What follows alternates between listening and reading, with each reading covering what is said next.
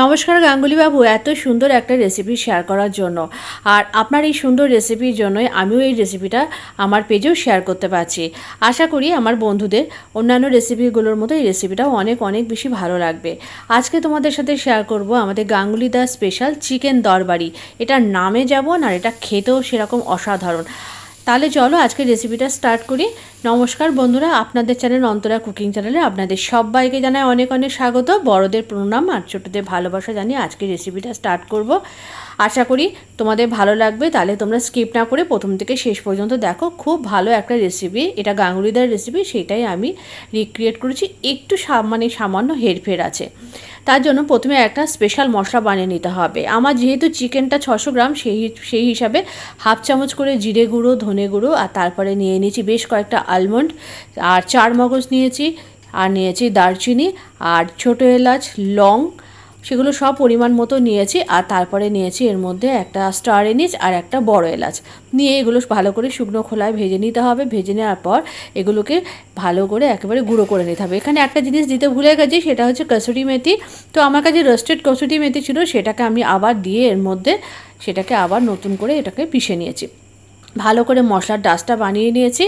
আর এরপরে এর মধ্যে দেওয়ার জন্য, মানে চিকেনে দেওয়ার জন্য আমি একে একে পেঁয়াজ, আদা, রসুন এগুলো সব কেটে নেব। প্রথমে আমি এখানে লঙ্কাগুলোকে নিয়ে নিয়েছি, যতটা তোমরা ঝাল খাবে সেই হিসাবেই দেবে। আর তারপরে রসুন, লঙ্কা, আদা কেটে নেবে। আদার ব্যবহারটা কিন্তু ভীষণ কম হবে, একদমই কম, মানে যতটুকু না হলে নয়। আমি এখানে একদম হাফ ইঞ্চির থেকেও কম আদা নিয়েছি। রসুনগুলোকে ছাড়িয়ে নিয়েছি, আদাটাকে ভালো করে টুকরো করে নিয়েছি, আর পেঁয়াজটাকে খুব ভালো করে একদম মিহি করে কুচিয়ে নিচ্ছি। পেঁয়াজটা কিন্তু বেরেস্তা করতে হবে। সমস্ত তরকারি মানে সমস্ত আনাজপত্র কেটে নিলে রান্না করতে কিন্তু খুব একটা কিন্তু সময় লাগবে না। আর অসাধারণ একটা রেসিপি, মানে আমি বলছি, আমি নিজে খেয়ে তারপরে তোমাদের সঙ্গে শেয়ার করছি জিনিসটা। এত সুন্দর একটা রেসিপি যে কি বলবো, মানে ভাত, রুটি, পরোটা যে কোনো কিছুর সাথে নান অসাধারণ লাগবে এই চিকেন দরবারি। আচ্ছা, মিক্সি জারে যে মশলাটা ছিল সেটা একটা বাটির মধ্যে নিয়ে নিলাম। এরপরে একে একে আদা, রসুন, লঙ্কা এটাকে অল্প একটু জল দিয়ে একদম পেস্ট করে নিয়েছি। আর এদিকে কড়াইতে তেল দিয়ে দিয়েছি বেশ কিছুটা, আমি সাদা তেলে রান্নাটা করেছি। দেওয়ার পর এর মধ্যে কুচিয়ে রাখা পেঁয়াজটা দিয়ে দিয়েছি। পেঁয়াজটা দিয়ে অল্প একটু চিনি দিয়ে পেঁয়াজটা বেরেস্তা করে ভেজে নিতে হবে। বেরেস্তা যেরকম একটু কড়কড়ে পেঁয়াজ ভাজা হয়, এটা কিন্তু অতটা হবে না, মানে একটু মানে শক্ত হওয়ার আগের মানে এতে নামিয়ে নিতে হবে। দেখো পেঁয়াজটা যেরকম করে নিয়েছি এরকমভাবে পেঁয়াজটা ভেজে নিতে হবে। আর এদিকে মাংসে দেওয়ার জন্য আমি কিন্তু এর মধ্যে ভালো করে কেটে নিয়েছি টমেটোটা, অবশ্যই টমেটোর বীজটা ফেলে দিয়েছি, আর আলুটা কেটে নিয়েছি। গাঙ্গুলি দ্বারা রান্নায় কিন্তু আলু ব্যবহার করেনি, কিন্তু আমাদের বাড়িতে সবাই একটু চিকেনে আলু বা যে কোনো মাংসে একটু আলু খেতে পছন্দ করে, তো আমি একটু আলুটা দিয়ে দিয়েছি। এইটাই আমি যে একটু হেরফের করেছি।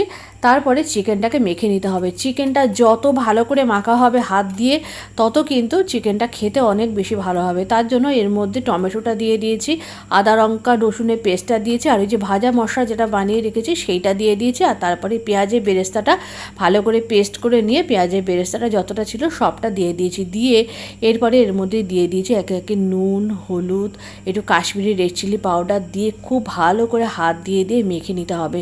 একেবারে চটকে চটকে খুব ভালো করে মেখে নিতে হবে। এখানেই রান্নার অর্ধেকটা হয়ে যাবে। যত ভালো করে মাখা হবে তত কিন্তু এই চিকেনটা খেতেও অনেক বেশি ভালো হবে, মানে মজে যাবে জিনিসটা। এইভাবে কিন্তু চিকেনটা হাত দিয়ে মেখে নেওয়ার পর প্রায় 45 মিনিট মতো রেখে দিয়েছি। তারপরে আমি কড়ার মধ্যে যে বেরেস্তা ভাজার তেলটা ছিল সেই তেলের ওপরে দিয়ে একে একে চিকেনগুলোকে ভাজবো না, দিয়ে চিকেনগুলোকে একেবারে দিয়ে দিয়েছি। দিয়ে একেবারে মিডিয়াম টু লো ফ্লেমে চিকেনটাকে বারবার করে নেড়ে চেড়ে ভেজে নিতে হবে। আলুটাও একবারে দিয়ে দিয়েছি, তার কারণ হচ্ছে চিকেনটা এক্ষুনি রান্না হয়ে যাবে আলুটা সেদ্ধ হওয়ার আগে, কেননা চিকেনটা অনেকক্ষণ ধরে লবণ মাখানো রয়েছে তো, আর মজে রয়েছে। এরপরে খুব ভালো করে নাড়াচাড়া করে চিকেনটাকে একটু ধৈর্য ধরে মিডিয়াম লো ফ্লেমে ভেজে নিতে হবে। টেস্ট ব্যালেন্সের জন্য একটু গুড়ের পাউডার দিয়ে দিয়েছি, দিয়ে আবারও একটু নাড়াচাড়া করে ঢাকনা চাপা দিয়ে দিয়েছি। এইভাবে বারবার ঢাকনা চাপা দিয়ে খুলে খুলে এটাকে কষিয়ে নিতে হবে। আর তারপরে যখন রান্নাটা প্রায় হয়ে এসছে তখন এর মধ্যে দিয়ে দিয়েছি কিছুটা টক দই। তোমরা টক দইটা একটু ফেটিয়ে দিও, আমার হাতে সময় ছিল না, তো টক দইটা আমি মানে ডিরেক্ট দিয়ে দিয়েছি। তারপরে খুব ভালো করে নাড়াচাড়া করে আবারও ঢেকে দিয়েছি। দেখো চিকেনটা কিন্তু বেশ কষে এসছে, তেল ছেড়ে দিয়েছে। এরপরে মিক্সি জার ধোয়া জল বা চিকেনের যে বাটিটা ধোয়া জলগুলো দিয়ে দিয়েছি। খুব বেশি ঝোল করব না, আর খুব বেশি আবার ঘনও করব না, কেননা যেহেতু এর মধ্যে বাদাম দেওয়া আছে চিকেনের ঝোলটা কিন্তু বসে যাবে। রান্নাটা একেবারে রেডি হয়ে গেছে। কেমন লাগলো আজকের রেসিপিটা অবশ্যই কিন্তু কমেন্ট করে জানাতে হবে। যদি ভালো লেগে থাকে অবশ্যই একটু লাইক করবে। এরকম নিত্য নতুন রান্নার আপডেট পেতে অবশ্যই অন্তরার পেজের সাথে যুক্ত থাকবে। আর আমার ইউটিউব পেজের নাম কিন্তু বেস্ট টেস্ট উইথ অন্তরা। অবশ্যই সাবস্ক্রাইব করে আমার পাশে থাকবে, তাহলে আমার নতুন নতুন রেসিপি দেখানোর আগ্রহ বাড়বে। আর আমার ইনস্টাগ্রাম পেজের নাম কিন্তু অন্তরাস কুকিং জার্নি। তাহলে দেখা হচ্ছে পরের ভিডিও।